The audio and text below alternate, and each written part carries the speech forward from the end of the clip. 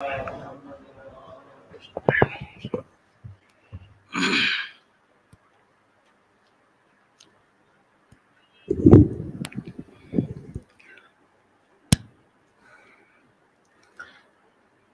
باللہ من الشیطان اللعین الرجیم بسم اللہ الرحمن الرحیم الحمد للہ رب العالمین الصلاة والسلام علی اشرف الانبیاء والمرسلین سیدنا و نبینا و شفیع ذنوبنا ابی القاسم محمد اللہم صلی اللہ علیہ وسلم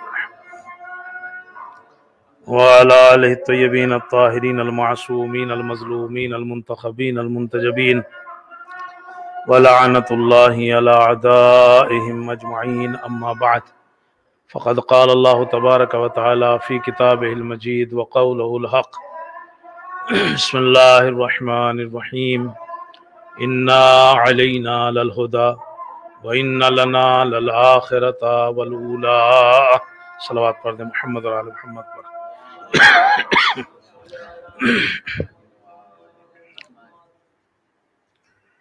شب شہادت امام زین العابدین علیہ السلام اللہم صلی اللہ علیہ وسلم۔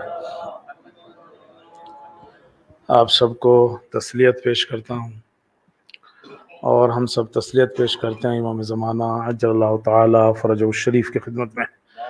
اللہم صلی علی محمد و آل محمد۔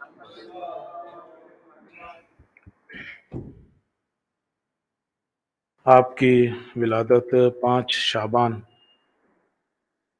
سن 38 ہجری 38 ہجرہ، یا یوں کہہ لیجئے کہ اس وقت امیر المومنین علیہ السلام کی حکومت اور خلافت کا زمانہ تھا، چونکہ سن 40 ہجری میں امام علی کی شہادت ہوئی ہے، تو اس کا مطلب یہ ہوا کہ 2 سال آپ نے اپنے دادا کے ساتھ جو ہے وہ دیکھے ہیں۔ تو سن 38 ہجری میں 38 ہجرہ میں آپ کی جو ہے وہ ولادت ہوئی ہے 5 شعبان کو، اور آپ کے والد امام حسین علیہ السلام اور ماں جو ہیں وہ حضرت شہربانو یزدگرد جو تھا وہ ایران کا بادشاہ تھا، اس کی بیٹی تھی، تو ماں کا نام جو ہے وہ شہربانو ہے، اور آپ کا جو لقب ہے، نام تو آپ کا علی ہے، علی ابن الحسین، اور کنیت ابو محمد ہے، اور بہت سے القاب ہیں جس میں سے سجاد، زین العابدین، یہ مشہور ترین جو ہیں وہ لقب ہیں، سید الساجدین یا زین العابدین یا سید سجاد، یہ جو ہیں وہ آپ کے مشہور لقب ہیں۔ 10 سال آپ اپنے چچا امام حسن کے ساتھ رہے، کیونکہ سن 40 کے بعد سن 50 تک امام حسن کا دور امامت تھا، تو 10 سال امام حسن کے دور امامت میں رہے، اور سن 50 میں جب امام حسن کی شہادت ہوئی تو سن 50 سے سن 60 یا 61 ہجری تک جو ہے وہ آپ پھر اپنے بابا امام حسین کے ساتھ رہے، اور اسی لیے کہا جاتا ہے کہ جب آپ کربلا میں آئے تو آپ کی عمر جو ہے وہ 22 سال تھی، اور تھوڑا سا ولادت کے سن میں اختلاف ہے، اس لیے بعض لوگوں نے 24 بھی لکھا ہے، یعنی کربلا میں آپ کی عمر 22 سال یا 24 سال جو تھی، یہ ولادت کے سن میں جو اختلاف ہے اس کی وجہ سے ہوا ہے۔ اور پھر آپ کی جو شہادت ہوئی ہے وہ 25 محرم، جو مشہور تاریخ ہے وہ یہ، اس کے علاوہ بھی ایک اور تاریخ ہے، اور سن 95 ہجری 95 ہجرہ اس میں آپ کی جو ہے وہ شہادت ہوئی ہے، تو سن 38 میں ولادت ہوئی ہے 38 میں، اور 95 ہجری میں آپ کی شہادت ہوئی ہے، کل ملا کے آپ کی عمر جو ہے وہ 57 ہو جاتی ہے، یعنی جو آپ کے بابا کی عمر ہے امام حسین کی، وہی عمر جو ہے وہ آپ کی ہے۔ کربلا کے بعد آپ کا یعنی کہ جو امامت کا دور ہے وہ 34 34 یا 35 ہے، یعنی 34 سال یا 35 سال آپ جو ہے وہ کربلا کے بعد جو ہے وہ زندہ رہے ہیں۔ تمام ائمہ کا جو دور امامت ہے وہ 250 سال ہے، پہلے امام سے لے کر 11ویں امام تک 250 سال امامت کا دور ہے۔ اب اس کو گنانے کا وقت نہیں ہے، امام زمانہ کا دور امامت تو چل ہی رہا ہے، اس کو تو چھوڑ دیجئے، چونکہ 255 یا 256 ہجری میں امام زمانہ کی ولادت ہوئی ہے، تو یہ دور چھوڑ دیجئے، اور اس کے بھی 5 سال بعد، چونکہ 5 سال کے تھے جب امام حسن عسکری کی شہادت واقع ہوئی، تو یہ کل ملا کے جو ہے وہ تقریباً 250 سال کا دور امامت ہے سبھی اماموں کا ملا کے۔ لیکن اس دور امامت میں جو امام سجاد کا جو دور امامت ہے 35 سال کا، یہ سب سے سخت ترین اور مشکل ترین دور ہے۔ بس مجھے یہاں لانا تھا آپ کو، یعنی 250 سال دور امامت میں امام زمانہ کو چھوڑ کے یہ جو 35 سالہ دور امامت ہے، یہ سب سے سخت ترین اور مشکل ترین دور امامت ہے۔ کیوں؟ آپ یہ دیکھو کہ آپ کو امامت کب ملی، پہلی بات تو یہ دیکھو، آپ کی جو امامت کی ابتدا ہوئی ہے وہ عصر عاشور ہوئی ہے، جب بابا کی شہادت ہو گئی اور ابھی غسل و کفن بھی نہیں ہوا بابا کو، وہ ہے آپ کو امامت ملنے کا وقت، امامت کی ابتدا وہاں سے ہوئی۔ اور سب سے پہلا مسئلہ بھی جو امامت میں پوچھا گیا، حکم امامت کے طور پہ آپ نے جاری کیا، وہ کیا تھا؟ جب شہزادی نے پوچھا تھا، خیمے جب جلنے لگے تو شہزادی نے پوچھا تھا، بیٹا ہم خیموں سے باہر نکل جائیں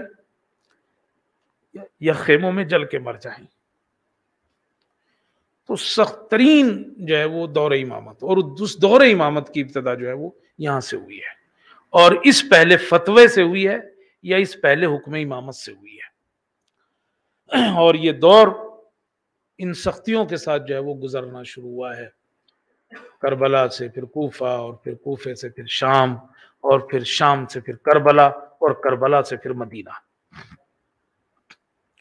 جب آپ مدینے پہنچے ہیں، اب میں یہ حصہ چھوڑ دیتا ہوں، جب آپ مدینے پہنچے ہیں تو بعض مورخین کے مطابق آپ مدینے کے اندر آپ نہیں رہے، یعنی مدینے کا جو محلے بنے اس میں آپ نہیں رہے، پھر آپ جو ہے وہ مدینے کے باہر جو ہے آپ نے ایک سکونت اختیار کی، وہاں رہنے لگے مدینے کے باہر۔ وہ مدینے سے دور تھا یا مدینے کے جیسے باہر کا حصہ، سائیڈ کا حصہ، مگر آپ کہتے ہیں کہ مدینے میں نہیں تھے، پھر مدینے کے باہر تھے۔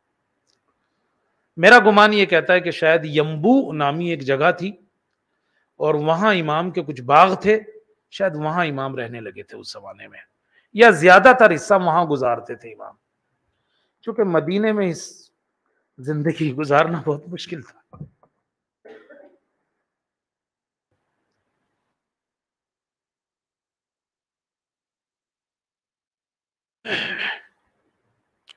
بہرحال وہاں آپ رہنے لگے، اور سخت ترین دور سے آپ اس وقت گزرے ہیں، کیونکہ بہرحال آپ نے بنی امیہ کے 6 خلیفہ دیکھے، ان میں سے پہلا یہ یزید تھا، دور امامت میں آپ کے 6 خلیفہ گزرے ہیں بنی امیہ کے، پہلا یہ یزید تھا، اور یزید کے جو ظلم تھے اس کی وجہ سے اہل مدینہ بلکہ اور دوسرے بھی تمام لوگ سب ڈرے ہوئے تھے، یعنی آپ آزاد ہو کے مدینہ تو آ گئے تھے، مگر یہ آزاد نہیں تھے، آپ قید ہی میں تھے، ایک طرح کی قید تھی، چونکہ سختی بہت تھی، مدینے کے لوگ ڈرے ہوئے تھے، اس لیے کہ وہ سوچ رہے تھے کہ جو فرزند رسول کو قتل کر سکتا ہے اس کے سامنے ہماری کیا حیثیت ہے، جو فرزند رسول کو شہید کر سکتا ہے ہماری کیا حیثیت ہے، لہٰذا مدینے کے لوگ ڈرے ہوئے تھے، اور یہ بات صحیح بھی تھی کہ اس سے کچھ بعید نہیں تھا، وہ کچھ بھی کر سکتا ہے، اور اس نے کیا، جب مدینے پر حملہ کیا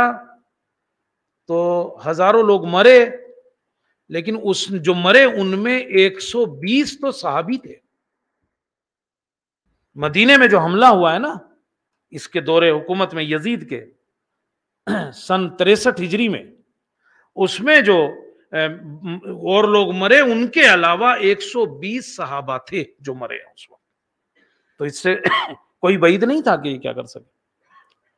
مگر پھر یہ زیادہ دن زندہ نہیں رہا، سن 64 ہجری میں 64 ہجرہ میں یہ مر گیا۔ سن 61 میں کربلا ہوئی، سن 64 ہجری میں یہ مر گیا۔ اب مرا کیسے، اس کی بھی کئی وہ ہیں وجہ ہے کہ کس طرح سے مرا۔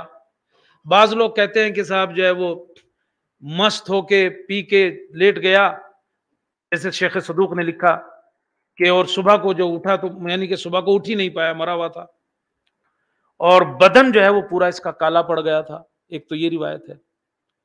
ایک تاریخ میں یہ لکھا ہے کہ اس نے اپنے بندر کو وہ ایک گدھے کے اوپر جو ہے وہ وحشی جنگلی گدھے کے اوپر بٹھا کے اس کو بھگا رہا تھا، اور خود اس کے پیچھے گھوڑے سے بھاگ رہا تھا، تو گھوڑے سے نیچے گر گیا، اس کے پاؤں کے نیچے آ گیا اور مر گیا۔ لیکن جو مشہور روایت ہے اور مشہور تاریخ ہے وہ یہ کہ اپنے ساتھیوں کے ساتھ شکار کے لیے نکلا، ایک ہرن کے اوپر اس کی نگاہ پڑی، اور اس نے کہا کہ اس کا شکار میں خود کروں گا، تم میں سے کوئی تیر نہ چلائے۔ اور کہتے ہیں کہ اس نے اس کے پیچھے اپنا گھوڑا دوڑایا، اور یہ ساتھیوں سے آگے نکل گیا جنگل میں۔ جو ہے وہ ہرن تو بھاگ گیا، اس کے ہاتھ نہیں آیا، مگر یہ پیاس اس کو لگی۔ کوئی آدمی اسے دکھائی دیا، اس نے پانی مانگا۔ اس نے جب پانی دینے کا چاہا اسے، تو اس نے کہا اگر تم جانتے کہ میں کون ہوں جسے تم پانی پلا رہے ہو تو تم اپنے کو بڑا خوش قسمت سمجھتے۔ وہ کہا نا اپنی موت اپنا ہاتھ، کہ اگر تم جو ہے وہ جانتے کہ کسے پانی پلا رہے ہو تو تم اپنے کو بڑا خوش قسمت سمجھتے۔ اس نے کہا بھائی کون ہو آپ کہ جو میں آپ جن کو کہ پانی پلانا میرے لیے خوش قسمتی ہو؟ تو اس نے کہا میں ہوں یزید بن معاویہ۔ اب جیسے ہی اس نے سنا اچھا تم ہو قاتل حسین، وہ کہتے ہیں اس نے تلوار سے اس کے اوپر جو ہے حملہ کیا، مگر یہ بچ گیا، اور تلوار جو ہے وہ گھوڑے کے منہ کے اوپر لگی، اور گھوڑا جو ہے وہ بدک گیا اور بھاگا۔ اور اب جب گھوڑا بدک کے بھاگا تیزی کے ساتھ تو یہ گھوڑے سے نیچے گر گیا، لیکن اس کا پاؤں جو ہے وہ رکاب میں اٹک گیا، وہ گھوڑے کی جو رکاب ہوتی ہے اس میں اٹک گیا۔ اور پھر جب گھوڑے کی تلاش ہوئی اور اس کی تلاش ہوئی تو کہتے ہیں کہ گھوڑے میں صرف وہ ٹانگ اٹکی ہوئی تھی اس کی، اور اس کا کوئی حصہ نہیں ملا۔ پھر پتہ نہیں مجھے باب الصغیر میں شام میں کیا دفن ہوا ہے، کہیں گے جو ہے وہ اتنا ایک ٹانگ اس کی ملی تھی، اور اس کا کوئی حصہ جو ہے وہ وہاں جو ہے وہ نہیں ملا۔ تو یزید پہلا خلیفہ تھا آپ کے دور امامت کا، اور جو نہایت ظالم و سفاک۔ اس کے بعد جو دوسرا خلیفہ آیا وہ اس کا بیٹا تھا معاویہ بن یزید، یعنی اس نے اپنے باپ کا نام اس کے اوپر رکھا تھا معاویہ بن یزید۔ وہ تھا معاویہ بن سفیان، یہ تھا معاویہ بن یزید، یعنی اپنے بیٹے کا نام اس نے معاویہ رکھا تھا یزید نے، اور اسے معاویہ دوم بھی کہا جاتا ہے، دوسرا معاویہ، اور معاویہ صغیر بھی کہا جاتا ہے، یعنی چھوٹا معاویہ۔ تاریخ میں دونوں لفظ اس کے نام کے ساتھ ملتے ہیں تاکہ پہچان ہو جائے کون سا معاویہ کی بات کر رہا ہو، معاویہ صغیر یا معاویہ شیطان، بڑا شیطان یا چھوٹا شیطان، کس کی بات کر رہا ہو مثلا یہ ہے۔ تو معاویہ صغیر مثلا جو ہے وہ اس کو کہا جاتا ہے۔ مگر یہ آدمی کچھ بہتر تھا، اب پتہ نہیں بہتر تھا، مگر ہاں اتنا ضرور ہے کہ یہ جب اس کو حکومت ملی تو 40 دن سے زیادہ نہیں رہا، اور اس کا خطبہ میں آج دیکھ رہا تھا، اس میں اس نے ایک جملہ کہا تھا کہ میں اپنے کو اس کے لائق نہیں سمجھتا، جو میرے بابا نے کیا وہ بھی غلط، اور جو میرے دادا نے کیا وہ بھی غلط تھا۔ کہ میرا دادا جو امیر المومنین سے جنگ صفین ہوئی لڑا اس نے بھی غلط کیا، اور میرے باپ نے جو امام حسین کو شہید کیا وہ بھی غلط کیا، اور لہٰذا یہ ہمارا حق نہیں ہے اور میں اسے قبول نہیں کروں گا۔ تو بعض لوگوں نے پیشنہاد کی کہ تم بھی عمر کی طرح ایک شورا بنا دو، ایک کمیٹی بنا دو، وہ چن لے گی۔ تو اس نے بڑا پیارا جواب دیا، اس نے کہا کہ میرا جو باپ تھا وہ عمر کی طرح نہیں تھا، عمر میں اور اس میں فرق ہے، اس کے لحاظ سے ہمارے لحاظ سے تو ایک سے بدتر ایک۔ اب ایسے لائی چلا کے تو مجھے مروائے گا کسی دن ایسے ہی کھلے میں۔ تو وہ کیا ہوا کہ اس نے کہا کہ نہ تو میرا باپ جو ہے وہ عمر کے جیسا ہے، اور نہ ابھی وہ کمیٹی جیسی اس نے بنائی تھی ویسے کچھ لوگ موجود ہیں کہ صاحب جو ہے وہ ویسے لوگ موجود ہوں تو میں ایک کمیٹی بنا دوں کہ صاحب ان میں سے کوئی خلیفہ ہو جائے، لہٰذا میں نہیں۔ اس نے جو ہے وہ استعفیٰ دے دیا، جو مرضی ہو تمہاری کر لو، اور پھر وہ مشکوک طور پہ جو ہے وہ مرا ہوا ملا، یعنی کہ زیادہ دن پھر اس کے بعد زندہ بھی نہیں رہا، پھر مر گیا، مگر یہ بھی سن 64 ہی میں مر گیا۔ تو یزید کے بعد یزید کا بیٹا معاویہ، اس کے بعد آیا مروان بن حکم، یہ آیا پھر مروان بن حکم بھی بہت زیادہ نہیں رہا مگر بڑا خبیث تھا، یہ بھی بہت زیادہ نہیں رہا، یہ بھی سن 64 میں ہی مر گیا تب، جو یعنی 1 سال کے قریب اس کی حکومت رہی اور یہ بھی جو ہے وہ مر گیا۔ مروان کے بعد آیا عبد الملک بن مروان، مروان کا بیٹا عبد الملک بن مروان، اور عبد الملک بن مروان کے زمانے میں آپ کی امامت کا زیادہ تر حصہ اسی میں گزرا، یعنی تقریباً 20 سال اس کے ساتھ گزارے آپ نے مروان کے۔ مروان بھی وہی اپنے آبا و اجداد کے راستے پہ تھا، نہایت ہی خبیث ترین آدمی اور بے دین آدمی، بے دین آدمی۔ حج وغیرہ کے موقع پر جب ابو حاجب نامی ایک آدمی نے اسے کہا حج کے موقع پر کہ بھائی تو احرام وغیرہ اتار لے اور حرم اب اس سے باہر آ جا، تو اس نے کہا یار مجھے یہ نماز اور طواف سے بڑی نفرت ہے، یہ خلیفہ تھے، مجھے نماز اور طواف سے جو ہے وہ بڑی جو ہے وہ نفرت ہے۔ ان کا مزہ کہے میں تھا، یہ کیا کہتے تھے، مجھے مزہ کہے میں آتا ہے، کہ مجھے مزہ اس وقت آتا ہے کہ جب میرے سامنے جو ہے وہ کوئی شیعہ کو قتل کیا جائے، وہ خون میں تڑپ رہا ہو، مجھے اس وقت کھانا کھانے میں مزہ آتا ہے۔ تو یہ حالات تھے اس زمانے کے، یہ حالات تھے اس زمانے کے، بڑا بے دین خبیث آدمی۔ امام سجاد پر اس کی خاص نظر ہوتی رہتی تھی۔ امام سجاد نے ایک شادی کی تھی تو اس نے فوراً خط لکھا اور آپ نے کہا آپ نے فلاں عورت سے کیوں شادی کی، یعنی ہر چیز میں ان کو جو ہے وہ نظر رکھنی تھی ان کے اوپر، اتنا سخت تھا۔ اور شیعوں کے حالات تو آپ جانتے ہیں اس زمانے میں بہت خراب تھے۔ کیوں؟ ایک وجہ آپ جانتے ہیں، اسی نے گورنر بنایا تھا حجاج بن یوسف ثقفی کو، وہ اسی کا گورنر تھا، جس کے بارے میں عمر بن عبدالعزیز کہتا ہے کہ اگر ساری امتیں اپنی امت کا خبیث آدمی لے کے آئے نا اور ہم اپنی امت کا خبیث لے کے جائیں، یعنی حجاج بن یوسف ثقفی کو غلبنا، تو ہم جیت جائیں گے۔ یعنی یہ اتنا جو ہے وہ 1,20,000 شیعہ حجاج نے جو ہے وہ قتل کیے تھے۔ جب یہ مرا تھا تو زندان میں 50,000 شیعہ، اور اب شیعہ کا لفظ شاید کہنا وہ ہو جائے، 50,000 لوگ تھے زندان میں، مرد، اور 30,000 عورتیں تھیں جب یہ مرا حجاج بن یوسف ثقفی۔ اور آپ یہ دیکھیں کہ اسی کے زمانے میں جناب قنبر، جناب کمیل، جناب سعید بن جبیر، یہ سارے لوگ جو ہیں اس کے زمانے میں جو ہے وہ شہید کیے گئے ہیں۔ عبد الملک بن مروان، یہ مروان کا بیٹا عبد الملک بن مروان تو خبیث ترین جو ہے وہ آدمی جو ہے وہ رہا ہے۔ اس وقت جو ہے وہ 5ویں امام ارشاد فرماتے ہیں کہ اگر کوئی یہ کہتا تھا نا کہ میں زندیق ہوں، یعنی میں اللہ کو نہیں مانتا، منکر خدا ہوں، تو یہ کہنا جرم نہیں تھا، گناہ نہیں تھا، اس کو سزا نہیں ملتی تھی یہ کہنے پر۔ لیکن اگر کوئی یہ کہہ دے کہ میں شیعہ ہوں تو یہ گناہ تھا، اور اس کی سزا کیا تھی؟ اسے قتل کر دیا جاتا تھا۔ تو وہ جو میں نے پہلے جملہ کہا نا کہ امام سجاد اگرچہ قید سے چھٹ کے آ گئے تھے، مگر 4 دیواریوں کی قید سے چھٹ کے آ گئے تھے، لیکن تھے قید میں ہی۔ اتنی سختی تھی شیعوں کے اوپر بھی اور امام سجاد کے اوپر بھی۔ ارتد الناس الا ثلاثہ، اتنے یعنی سبھی لوگ مرتد ہو گئے تھے شہادت امام کے بعد، 3 لوگوں کے علاوہ، بس سب پھر گئے تھے دین سے۔ مطعم بن جبیر، ابو خالد کابلی، یحییٰ بن مطعم، یہ لوگ جو ہیں وہ یحییٰ کچھ آگے نام ہے، ابو خالد، یحییٰ کابلی کر کے ایسا کچھ نام ہے۔ 3 لوگ، ارتد الناس الا ثلاثہ، 3 کے علاوہ جو ہیں وہ سب مرتد ہو گئے تھے۔ یہ حالات تھے امام سجاد کے زمانے کے۔ ابھی میں آپ کو آگے لے جا رہا ہوں۔ مدینہ جہاں سے قرآن کی آوازیں آتی تھیں، صحابہ کے گھروں سے قرآن کی تلاوتیں جو ہے وہ سنائی دیتی تھیں، اس مدینے کا حال سناؤں آپ کو اس زمانے میں کیا تھا؟ اس زمانے میں مدینہ جو ہے وہاں وہ لیڈی سنگر، عورتیں گانے والی، ان کا مرکز ہو گیا تھا، وہ سینٹر ہو گیا تھا، ان کے کنسرٹ ہوتے تھے وہاں مدینہ۔ عمر بن عبدالعزیز نے وہاں کی ایک جو گائکہ تھی، سنگر تھی، اسے 20,000 درہم میں خریدا۔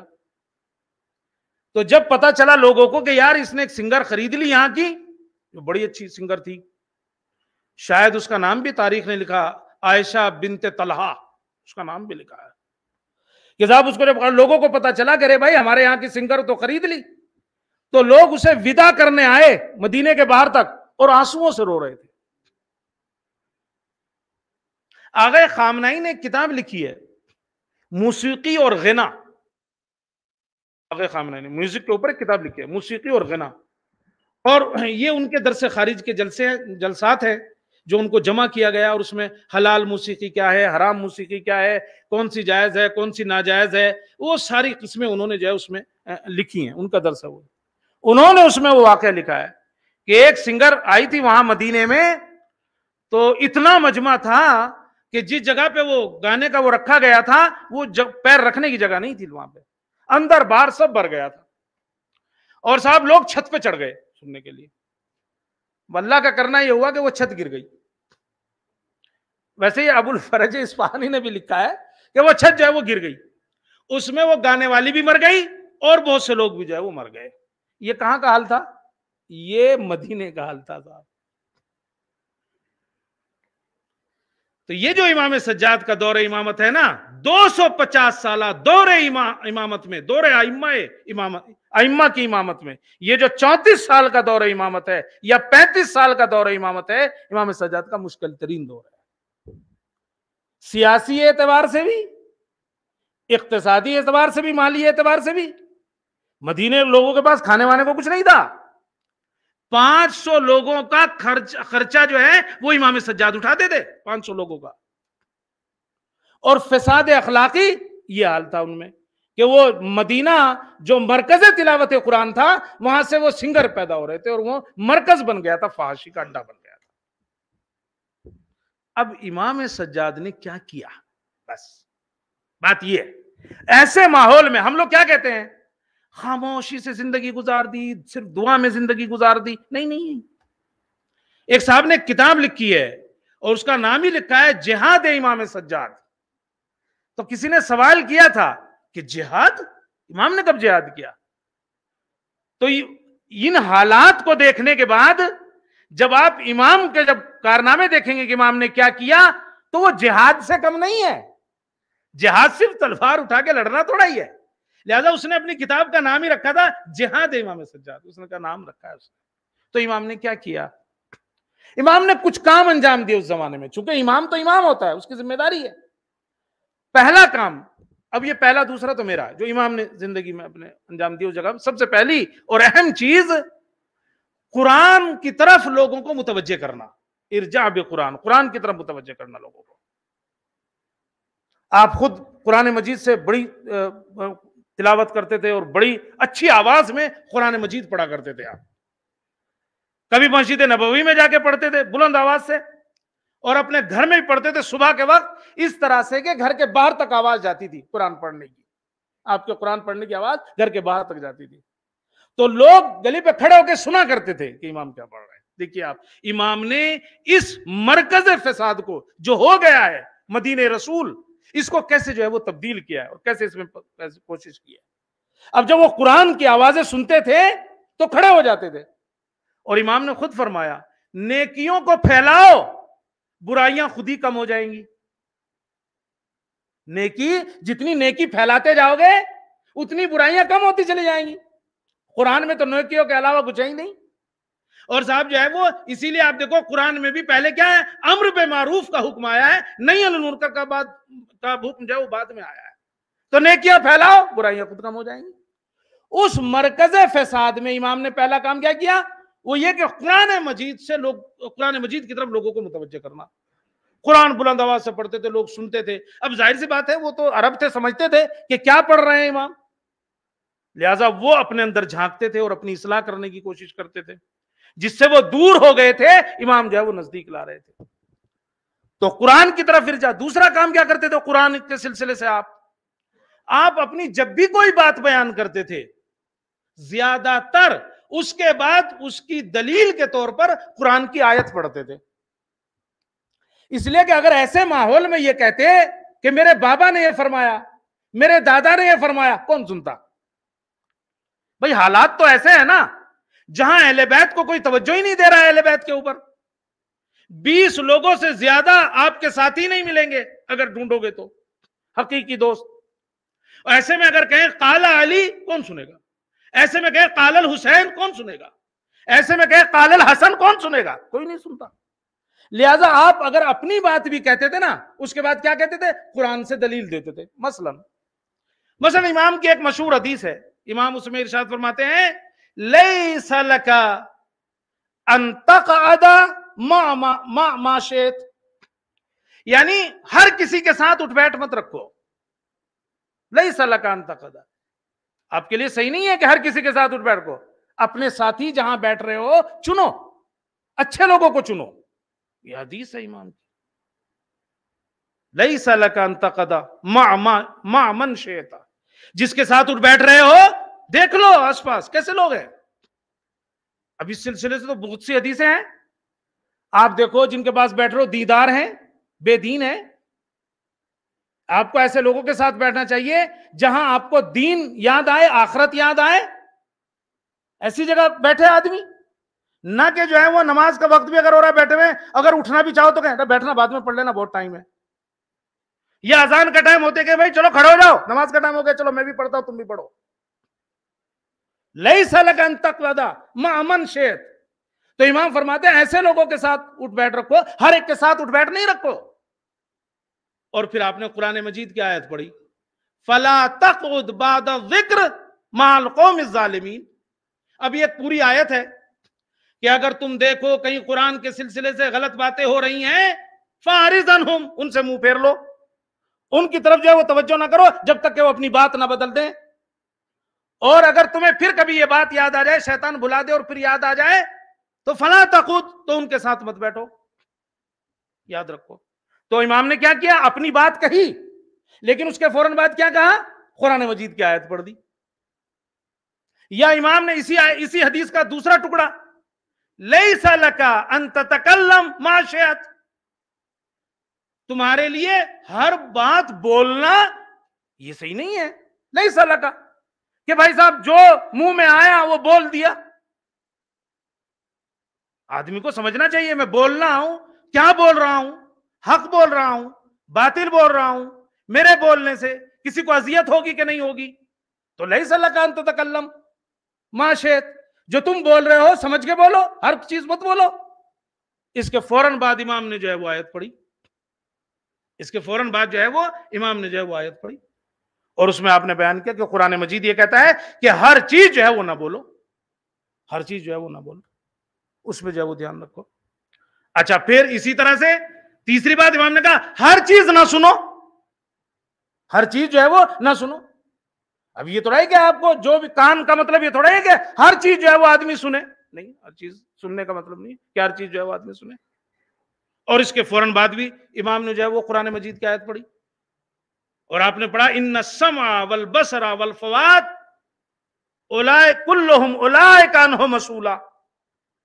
یہ جو اللہ نے چیزیں دی ہیں اللہ ان کے بارے میں سوال کرے گا. کان دیا تھا بھائی، حق سننے کو دیا تھا، تم نے ہر چیز سن لی. ان السمع والبصر والفؤاد، ہر چیز نہیں سن سکتا آدمی. اس آیت کے ذیل میں آج میں ایک تفسیر میں دیکھ رہا تھا تو ایک واقعہ مجھے ملا.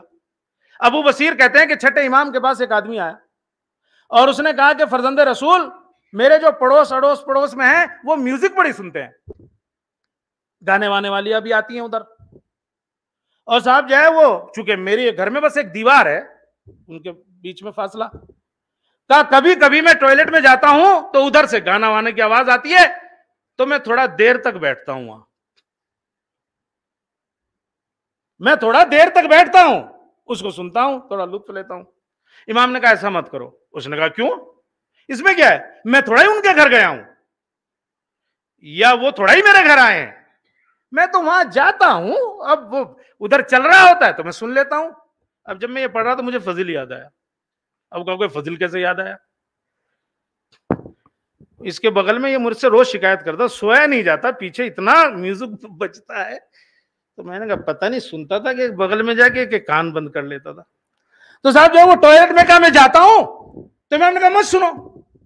تو اس نے کہا کہ صاحب میں تھوڑا ہی وہاں گیا ہوں یا وہ تھوڑا ہی میرے یہاں، تو میں تو وہاں بیٹھتا ہوں.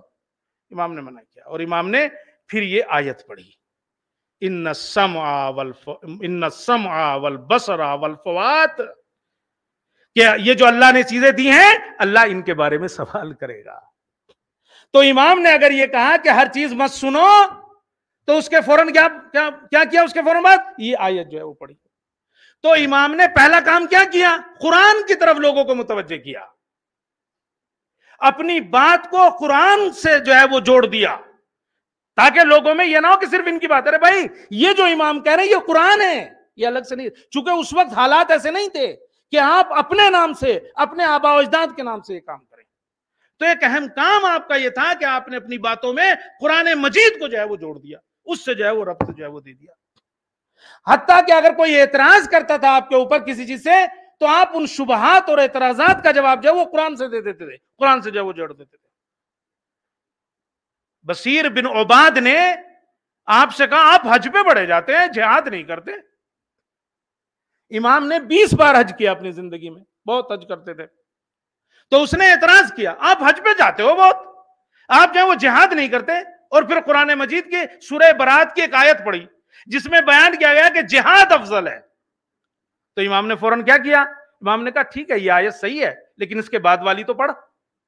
اور اس کے بعد والی میں کیا تھا؟ التائبون الحامدون السائحون الراکعون الساجدون، کہ بھائی وہ جو جہاد کرنے والے ہیں ان کی صفت کیا ہے؟ ان کی صفتیں یہ ہیں وہ حمد خدا کرتے ہو، وہ رکوع میں رہتے ہو، وہ قیام کرتے ہو، وہ سجود کرتے ہو، وہ حمد خدا کرتے ہو، امر بالمعروف کرتے ہو، نہی عن المنکر کرتے ہو. امام نے کہا ایسے ساتھی ڈھونڈ کے لا دو میں جہاد کر لوں گا، ایسے ساتھی تو لا کے دو مجھے، میں جہاد جو ہے وہ کر لوں گا. حتیٰ کہ گمراہ لوگوں کی ہدایت کے لیے امام کی چیز کا سہارا لیتے تھے؟ وہ قرآن کا سہارا لیتے تھے. ایک صلوات تو پڑھ دو صلی اللہ علیہ وسلم. قرآن کا سہارا لیتے تھے. یاد ہے نا وہ واقعہ جب شام میں گئے آپ، اور شام میں کیا ہوا؟ وہ سب لوگ جو ہیں وہ آپ کا استقبال کر رہے تھے، لوگ خوشی منا رہے تھے نا وہ لوگ. تو چونکہ شام کے لوگوں کو تو تبلیغی یہ کی گئی تھی کہ باغی آ رہے ہیں، خلیفہ کے خلاف جنہوں نے جہاد یعنی کہ علم بغاوت بلند کیا تھا وہ لوگ آ رہے ہیں، تو خوشیاں منا رہے تھے. تو وہاں پہ ایک بوڑھا آیا تھا امام سجاد کے پاس، اور اس نے کہا اللہ کا شکر جس نے یزید کو کامیاب کیا اور آپ کے مردوں کو قتل کیا. اور انات شنات بتنا گیا، برا کہتا رہا امام کو. امام خاموشی سے سنتے رہے. جب چپ ہوا تو امام نے کہا میں نے تیری ساری بات سنی، اب تو میری سن، بولنا مت بیچ میں. اس نے کہا بتائیے. کہا قرآن پڑھا ہے؟ اس نے کہا ہاں. کہا قرآن میں یہ پڑھا ہے قل لا اسألکم علیہ اجرا الا المودۃ فی القربى، اجر رسالت کے طور پر قربا کی مودت مانگی گئی ہے، یہ پڑھی ہے؟ کہاں پڑھی ہے؟ کہا تجھے پتا ہے وہ قربا کون ہے؟ کہا نہیں. کہاں میں؟ اب دیکھیے آپ ہدایت کر رہے ہیں کہیں سے؟ قرآن سے. کہا تو نے قرآن میں پڑھا ہے وَآتِ ذَا الْقُرْبَىٰ حَقَّهُ؟ کہاں پڑھا ہے؟ کہا پتا ہے وہ کون لوگ ہیں قربا جن کو اللہ نے حکم دیا رسول کو کہ ان کا حق ان کو دے دو؟ کہا نہیں جانتے. کہاں میں؟ کہا تم نے یہ پڑھا ہے وَاعْلَمُوا أَنَّمَا غَنِمْتُمْ لِلَّهِ خُمُسَهُ لِلَّهِ وَلِلرَّسُولِ وَلِذِي الْقُرْبَىٰ، کہ خمس کا ایک حصہ جو ہے وہ ذی القربہ کے لیے بھی ہے، اللہ اور رسول کے ساتھ ساتھ. کہاں پڑھی ہے؟ کہا جانتے ہو ذی القربہ کون ہے؟ کہا نہیں. کہاں میں؟ کہا تو نے یہ آیت پڑھی ہے انما یرید اللہ لیذھب عنکم الرجس اہل البیت ویطہرکم تطہیرا؟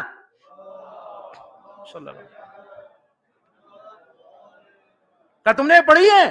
کہاں. کہا جانتے ہو وہ اہل بیت کون ہیں جن سے نجاست کو دور رکھا گیا ہے؟ کہا نہیں. کہاں میں؟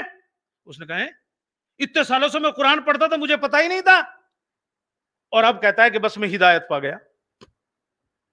تو امام نے کیا کیا؟ بس میں آخر کی طرف آ رہا ہوں.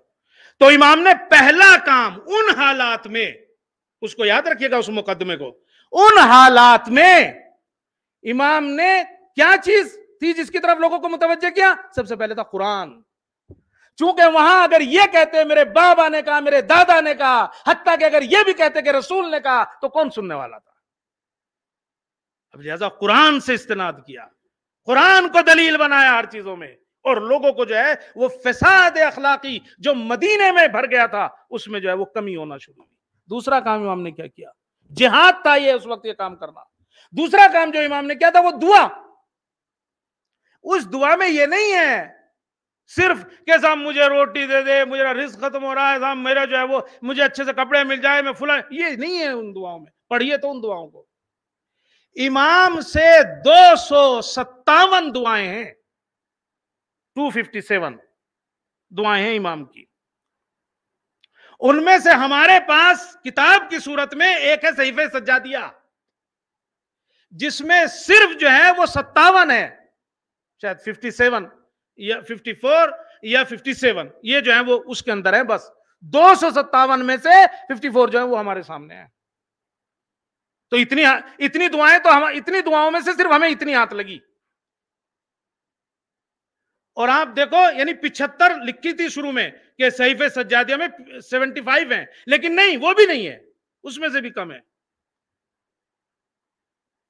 اور ان دعاؤں کو پڑھیں. ان دعاؤں میں سے ایک دعائے مکارم الاخلاق ہے، جو کبھی کبھی ہم لوگ ماہ مبارک رمضان میں پڑھ لیتے ہیں، اور اس سے پہلے ہی پوچھ لیتے ہیں کتنی دیر میں ختم ہو جائے گی.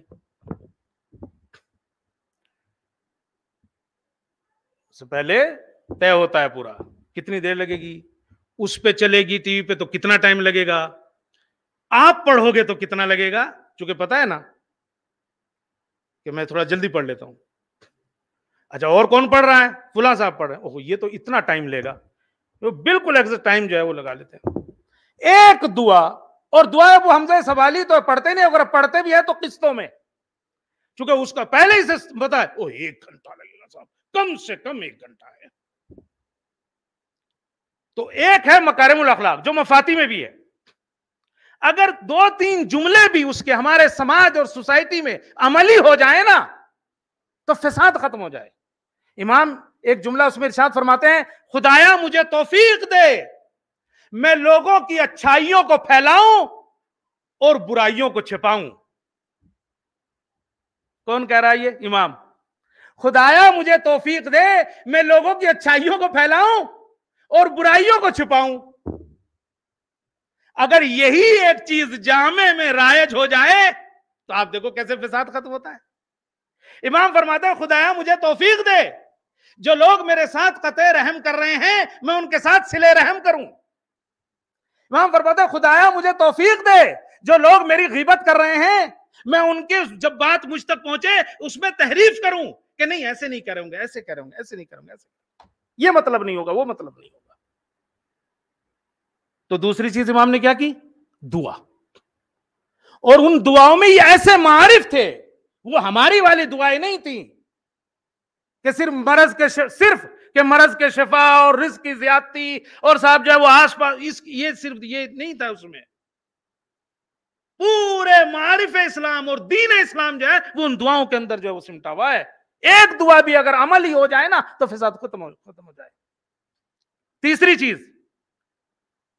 چیز شاگردوں کی تربیت. آپ کہو گے ایسے حالات میں شاگردوں کی تربیت؟ ویسے تو جو بزرگ صحابی آپ کے ملتے ہیں شاگرد، وہ 3 نام ملتے ہیں: ابو خالد قابلی، سعید بن جبیر اور یحییٰ کر کے کا، یہ نام جو ہے وہ 2-3 ملتے ہیں. لیکن آپ ایک چیز کریں، شیخ توسی نے 173 شاگردوں کے نام لکھے ہیں ان کے.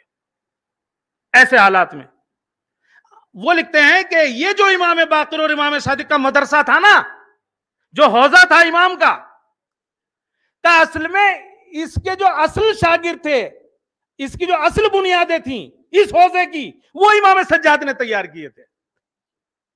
اگر ابو حمزہ سمالی 5ویں اور 6ٹھے امام کے زمانے میں مسجد نبوی یا مسجد کوفہ میں بیٹھ کر درس تفسیر دیتے ہیں تو وہ ابو حمزہ سمالی 4تھے امام کے شاگرد ہیں.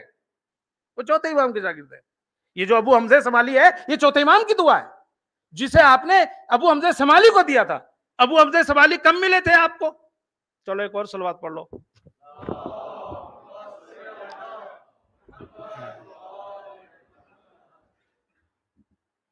امام زیارت کے لیے بھی نہیں جا پاتے تھے امام علی کی نجف میں، چونکہ ایک تو قبر بھی نہیں پتا تھا لوگوں کو کہ کہاں ہے قبر امام علی کی. تو ہارون کے زمانے میں کہیں جا کے پھر بعد میں پتا چلا ہے. 5ویں امام فرماتے ہیں کہ چھپ چھپا کے جاتے تھے راتوں کو زیارت کرنے. ان کا یہ جو زیارت امین اللہ ہے یہ امام سجاد کی اصل میں زیارت امین اللہ ہے. اور یہ امام سجاد نے امام باقر کو جب ساتھ لے کے گئے تھے تو آپ نے کہا تھا کہ ایسے زیارت پڑھو. یہ جو زیارت امین اللہ پڑھتے ہو آپ امام علی کے سلسلے سے, یہ امام سجاد کی بتائی ہوئی زیارت ہے. ابو حمزہ ثمالی کہتے ہیں میں مسجد کوفہ میں تھا, میں نے دیکھا ایک شخص آیا, اس نے نماز پڑھنا شروع کی, کہا نماز اتنے خضوع و خشوع سے پڑھ رہا تھا مجھ سے رہا نہ گیا. میں اس کے پاس گیا اور جہاں جہاں وہ نماز پڑھتا جاتا تھا میں اس کے پیچھے پیچھے چلتا چلا جاتا تھا. چونکہ آپ جانتے ہیں اعمال مسجد کوفہ میں سے 2 رکعت نماز یہاں پڑھنا ہے, 2 رکعت نماز وہاں پڑھنا ہے, 2 رکعت نماز وہاں پڑھنا. اور کہا جب وہ نماز پڑھتے تھے, جب وہ جوان نماز پڑھ رہا تھا تو ایسا لگتا تھا جیسے پوری مسجد اس کے ساتھ نماز پڑھ رہی ہو. تو مجھے بڑا تعجب ہوا, ہے کون؟ کہا جب وہ باہر نکلنے لگے تو میں نزدیک گیا, ان کا خادم تھا, میں نے اس سے پوچھا یہ کون ہے؟ کہا تم نہیں جانتے؟ کہا یہ علی بن الحسین ہے, امام سجاد ہیں. اس نے کہا اچھا. کہا میں گیا, میں نے سلام کیا. امام نے کہا تم ہمارے ساتھ چلنا چاہو گے ہمارے جد علی کی قبر کے اوپر؟ کہا میں نے کہا یہاں کہاں آپ کے جد علی کی قبر ہے, چونکہ کوئی نہیں جانتا تھا. کہا میں نے کہا چلو میرے ساتھ, اور کہا امام ہمیں جنگل میں لے کے آئے یہاں, اور پھر امام نے جو یہاں کے جو ہے وہ زیارت پڑھی. تو کچھ لوگوں کو پتا تھا بس اس ٹائپ کے, اور یہاں سے ابو حمزہ ثمالی کیا ہوئے, وہ شاگرد ہو گئے پھر امام کے. تو یہ ابو حمزہ ثمالی چوتھے امام کے شاگرد ہیں. 5ویں اور 6ٹھے امام کا جو حوضہ تھا اس میں اگر درس تفسیر دے رہے تھے کوئی تو وہ یہ دیتے تھے. تو اصل میں ان کے مکتب اور حوضے کی بنیاد یہ چوتھے امام نے جو ہے وہ مضبوطی کی ہے. وہاں سے پھر لوگ جو ادھر آئے. اور پھر تو سعید بن مسیب کہتا ہے کہ ایک زمانہ تو وہ آ گیا تھا کسرو ولحقو, یعنی کہ کہاں 3 لوگ اور کہاں 20 لوگ, لیکن ایک زمانہ وہ آ گیا تھا کہ ملتے چلے گئے کہ جب امام مکے جاتے تھے تو ہزاروں کی تعداد میں مفسرین جو ہیں وہ آپ کے ساتھ مکے آتے تھے آخر وقت میں, ادھر جو ہے وہ آ جاتے تھے. تو امام نے تیسرا کام کیا کیا؟ شاگرد. اور چوتھا اور آخری اور مصائب ہیں یہی. چوتھی چیز جو امام نے کی اپنی زندگی میں وہ تھا عاشورہ کو یاد رکھنا اور یاد دلانا. امام کی زندگی کا چوتھی, عاشور یہ نہیں جانا چاہیے. مجلس تو نہیں ہو سکتی تھی نا اس وقت, مجلس نہیں ہو سکتی تھی اس وقت, نہ امام گھر پہ بلا سکتے تھے نہ امام کسی کے گھر میں جا سکتے تھے, حالات اتنے خراب ہوتے تھے, مجلس نہیں کر سکتے تھے. اور یزید جو چاہتا تھا کہ صاحب عاشورہ تعطیل ہو جائے یا تحریف ہو جائے, یعنی تو اس کا مقصد ہی بدل دیا جائے یا اسے ختم کر دیا جائے, امام نے کہا یہ ہم نہیں ہونے دیں گے. اور امام نے وہ شروع کیا. مجلس تو ہوتی نہیں تھی, حتیٰ کہ اگر لوگوں کو درمیان میں جانا چھوڑ دیا تھا امام نے. شہاب زہری یہ یعنی کہ محدث تھا مدینے کے اندر, اور عبد الملک بن مروان سے اس کے اچھے تعلقات تھے, مفتی ٹائپ تھا, آتا جاتا تھا, لیکن امام کو بھی اندر سے چاہتا تھا. اور بہت سی چیزیں اس سے آئی ہیں نکل کے. اس سے عبد الملک بن مروان نے پوچھا تھا میں نے سنا ہے کیا یہ حدیث میں ہے کہ جب امام علی کی شہادت ہوئی تو بیت المقدس سے جو بھی پتھر اٹھایا گیا اس کے نیچے سے خون نکلا؟ اگرچہ ہم لوگ یہ حدیث امام حسین کے سلسلے سے سنتے ہیں. کہا امام علی کی جب شہادت ہوئی تو بیت المقدس میں جب پتھر اٹھایا جاتا تھا کوئی بھی اس کے نیچے سے خون نکلا, یہ حدیث صحیح ہے؟ اس نے کہا ہاں صحیح ہے. تو پھر عبد الملک بن مروان نے کہا تھا مگر ایسا ہے تم اسے کہیں بیان نہ کرنا. تو یہ امام کو جانتا تھا, پہچانتا تھا. گیا امام کے پاس اور کہا سرکار میرے بیٹے کی شادی ہے, شریک ہوئیے. امام نے کہا کربلا کے بعد ہم نے شادیوں میں شرکت چھوڑ دی ہے. کربلا کے بعد ہم نے شادیوں میں شرکت چھوڑ دی, ہم نہیں جاتے. جواب ایسا تھا کہ یہ اصرار نہ کر سکا. کیسے کہے کہ نہیں آپ کو آنا ہی ہوگا, نہیں آپ. اب یہ دیکھیے آپ اس طرح سے عاشور کو یاد کرتے تھے کہ کربلا کے بعد ہم نے شادیوں میں جانا. اس نے اصرار نہیں کیا اور یہ چلا گیا. شادی ہو گئی, کچھ دنوں کے بعد یہ امام کے پاس آیا اور کہا فرزند رسول آپ میرے گھر آئیے اور میں اس بار مجلس رکھ رہا ہوں. پتا تھا کچھ اور کہوں گا تو نہیں آئیں گے. کہا سرکار میں مجلس رکھ رہا ہوں, مجلس میں آ جائیے. امام نے کہا مجلس رکھ رہے ہو, ہمارے جد کا ذکر ہے تو ہم آئیں گے. کہتے ہیں وقت معین ہوا, امام جو ہے وہ پہنچے, اس نے چھپ چھپا کے کچھ لوگوں کو گھر میں بلایا. اور اس وقت جو مجلس کی جو ابتدا ہے یہ ذہن میں ڈالیے, مجلس کی جو ابتدا ہے نا, میں کبھی کبھی جو زور دیتا ہوں نا مرثیوں کے اوپر کہ مجلس سے پہلے کرو ضرور پڑھو مرثیہ, مجلس کی جو شروعات ہوئی تھی نا وہ مرثیوں سے ہوئی تھی، صرف مرثیے ہوتے تھے اس زمانے میں. تو کسی مرثیہ پڑھنے والے کو بھی ڈھونڈا گیا اور صاحب کہتے ہیں کہ وہ مجلس ہوئی اور اس نے امام کو صدر مجلس میں بٹھایا، آگے بٹھایا، اور اس نے ذاکر نے اور نوحہ خان نے وہ جو مرثیہ پڑھنا شروع کیا، گریا ہوا، امام رونے لگے. ظاہر سی بات ہے ہم سنتے ہیں تو اتنا روتے، امام نے تو سب کچھ دیکھا تھا. کہتے ہیں کہ امام بہت روئے. اب جو مجلس ختم ہوئی تو صاحب مجلس نے دیکھا کہ امام کو جہاں بٹھایا تھا وہاں تو ہے ہی نہیں امام. اس نے نظریں دوڑائی تو دیکھا امام تو دروازے پہ بیٹھے ہیں چپلوں کے پاس، اور صرف بیٹھے نہیں ہیں، چپلوں کو صحیح کر رہے ہیں، عزاداروں کی چپلوں کو صحیح کر رہے ہیں. وہ گھبرا گیا، آیا امام کے پاؤں پہ سر رکھ دیا، کہا فرزند رسول کچھ غلطی ہو گئی، آپ تو وہاں بیٹھے تھے اب یہاں کیوں آ گئے؟ تو ایک مرتبہ امام نے فرمایا تم صرف اس ظاہری مجمع کو دیکھ رہے ہو، ارے میں دیکھ رہا ہوں اس مجمع میں میری دادی موجود ہے.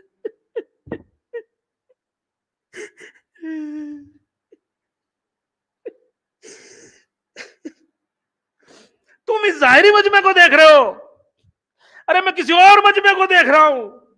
تو اس وقت مجلس نہیں ہوتی تھی، اور اگر ہوتی تھی اس ٹائپ سے چند لوگوں کے درمیان میں. امام کو عاشورہ کو یاد رکھنا ہے، عاشورہ کو یاد دلانا ہے، عاشور نہ بھول جائیں لوگ. لہذا کیسے تبلیغ کرتے تھے؟ جیسے ہی پانی آیا رونے لگے، قتل ابی عطشانا، میرا بابا پیاسا قتل ہوا.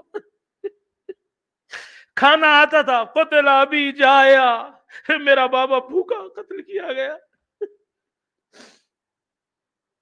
بازار میں جب پتہ لگتا تھا قصاب کو امام آ رہے ہیں تو گوشت جو ہوتا تھا اس کے اوپر کپڑے ڈال دیتے تھے، چونکہ جانتے تھے کہ امام سے برداشت نہیں ہوگا. ایک بار اچانک امام جب بازار میں آئے تو دیکھا ایک قصاب جو ہے وہ ذبح کرنے جا رہا ہے ایک دمبے کو. امام نے کہا ٹھہرو، پانی پلا لیا، پانی پلا لیا. اس نے کہا فرزند رسول ہمارا دستور ہے ہم جب بھی ذبح کرتے ہیں تو پہلے پانی پلاتے.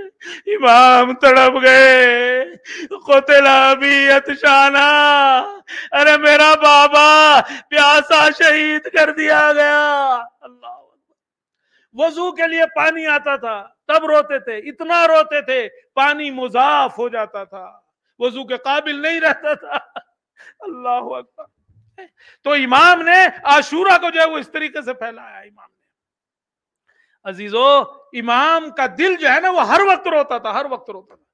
نہ جانے کیا کیا یاد آتا ہوگا کربلا کا. آپ کو یاد ہے نا آپ نے کیا کہا تھا منہال سے؟ منہال ارملہ پکڑا گیا. آپ جانتے ہیں نا اس کے پیچھے کیا ہے؟ یعنی وہ شہادت جناب علی اصغر آپ کے دل و دماغ میں اس طرح سے تکلیف پہنچاتی تھی، آپ نے کوئی اور سوال نہیں کیا، آپ نے صرف یہی سوال کیا منہال کیا ارملہ پکڑا گیا.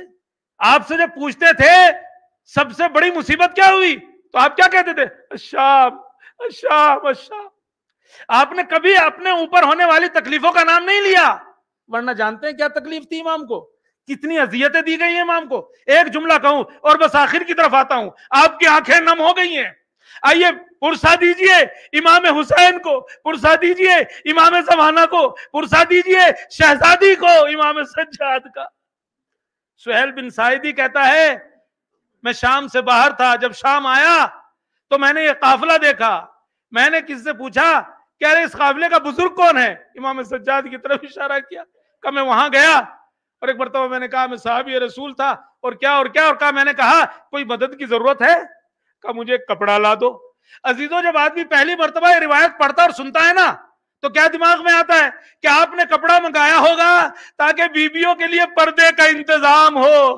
کہتے ہیں کہ وہ کہتا ہے امام نے کپڑا منگایا اور میں نے دیکھا آپ کے گلے میں جو توق تھا آپ نے اسے ہلایا اور گردن اور توق کے درمیان میں وہ کپڑا رکھا.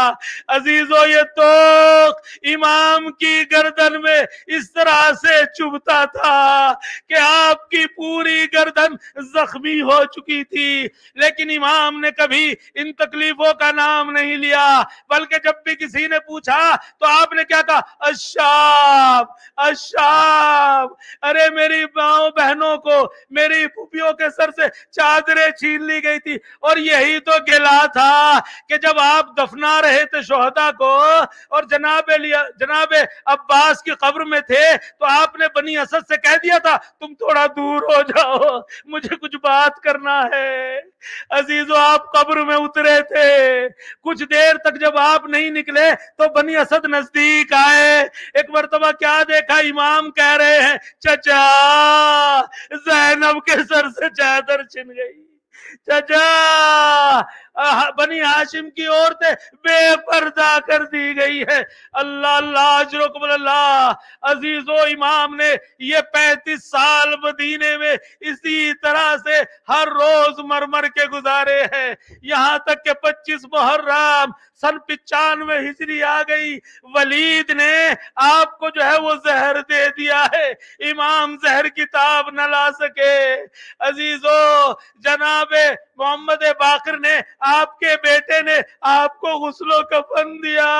ارے جب غسل دے رہے تھے کمر پہ بھی نشانات موجود تھے، گلے پہ بھی نشانات موجود تھے، غسل و کفن دیا، جنازہ تیار ہوا، پہلا جنازہ تھا اہل بیت کا جو شان سے اٹھا، اس لیے کہ شہزادی کا جنازہ بھی رات کی تاریکی میں اٹھا تھا، امام علی کا جنازہ بھی رات کی تاریکی میں اٹھا تھا، امام حسن کا جنازہ آپ جانتے ہیں تیر برسائے گئے تھے، امام حسین کے لاشے کو گھوڑوں سے پامال کیا گیا تھا۔ ارے یہ چوتھے امام کا جنازہ تھا جو شان و شوکت سے اٹھا، بقی کی طرف چلا، مگر میرا دل کہتا ہے روح امام سجاد نے کربلا کا رخ کیا ہوگا، بابا معاف کرنا، آج میرے جنازے کی تشییع اس شان سے ہو رہی ہے، ارے میرا بیٹا موجود تھا، یہ سب کچھ انجام دیا، بابا میں کربلا میں موجود ضرور تھا لیکن ہاتھوں میں ہتھکڑی تھی، پاؤں میں بیڑیا تھی، بابا مجھے معاف کرنا، میں آپ کو غسل و کفن نہ دے سکا تھا۔ ذنب قضائی